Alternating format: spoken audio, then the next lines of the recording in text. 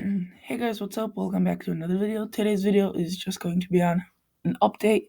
A very cold air mass is moving south into USA, and along with it's going to bring a low, and that low is going to bring some snow for many people in northern Minnesota, northern Wisconsin, Iowa, southern Wisconsin, and maybe if we're lucky, because I live in northern Illinois, then maybe we could get a first few couple of flakes, but that's most likely unlikely. And also a possible strip of snow that could happen across eastern Indiana, western Ohio. So I'm looking at the NAM 12KM model because it's of a higher resolution than the GFS, because it only goes out to 84 hours. So that means that it's a little bit more precise, and I'd like to look at this storm system in particular. So that means I'm using this model, and you can see quite a large precipitation shield with this, even though it's not a strong low, and it brings the cold air south. You can see on the warm side is obviously the rain, and on the cold side it wraps around. There's the snow, and pretty much the whole northern Minnesota, International Falls, Duluth, um, there's a lot of there's not it's not too much populated here in northern Minnesota, but still there's quite a few people that will be experiencing for snow. And then it gets into more populated part of Minnesota, Minneapolis. You can see their first snow, definitely, even accumulating snow. And then it goes on to central Iowa and northern Wisconsin, southern Wisconsin. And this is the type of snow I was talking about in eastern Indiana and western Ohio. To what extent this does happen, I'm not sure, because if the cold air rushes in a little bit before, more of this will be snow.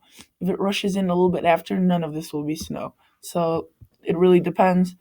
And then you could see just before reaching Chicago or northern Illinois, the snow just shrivels out. So most likely we won't see any accumulating snow, which most likely we won't even see any decent bursts of snow. Probably just a few flakes, maybe mixing in with a couple of rain showers, if that's going to even happen. And you can see there's another system coming down, which could bring another chance of snow and rain for Minnesota, Wisconsin, and Iowa and Illinois. I'll keep you guys updated on this system also, because that's just what I do. And now let's look at the air temperature at the NAM 12KM, and then we'll look with the GFS. So you can see, let's go back to about right now, which is, we'll just leave it at 6 hours. You can see not too awfully cold, but still cooler than average. And you can see there's going to be slight chance of frost, scattered frost across the areas, especially north Minnesota. They already had their first frost several weeks back. And anywhere you see the blue with the outline, that's below freezing. So you can see the cold front pushing through right here. It passes through. That's during the day. It warms a little bit back up, and then look how cold it gets here. 18 degrees during the night. For October, that's pretty cold, and you can see it extending way into central Texas. So central Texas, and we'll probably get the first frost. This is a little bit surprising because I didn't know it would get down all the way into central Texas, but apparently it will. And this is 66 hours out, so this is not La La Land. So that doesn't mean that they're going crazy. This is most likely going to happen.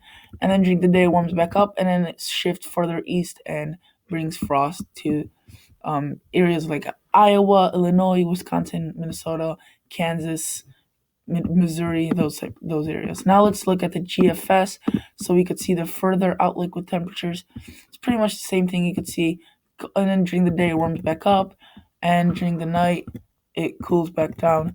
Just the same pattern. So pretty much every day there's gonna be already below freezing temperatures across the north, and it's gonna dive deeper and deeper south each day. But then it slightly warms up.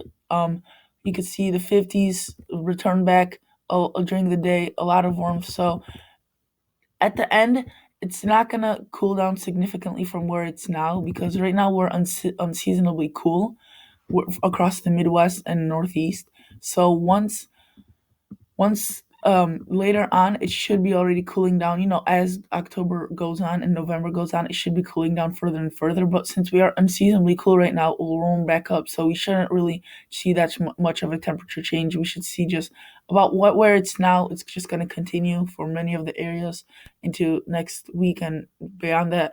And then once mid-November comes, it's going to cool probably down even further. So that's pretty much it, guys. First chance of snow, very cold temperatures for this time of the year. Hopefully, you guys enjoyed. See you guys in the next episode.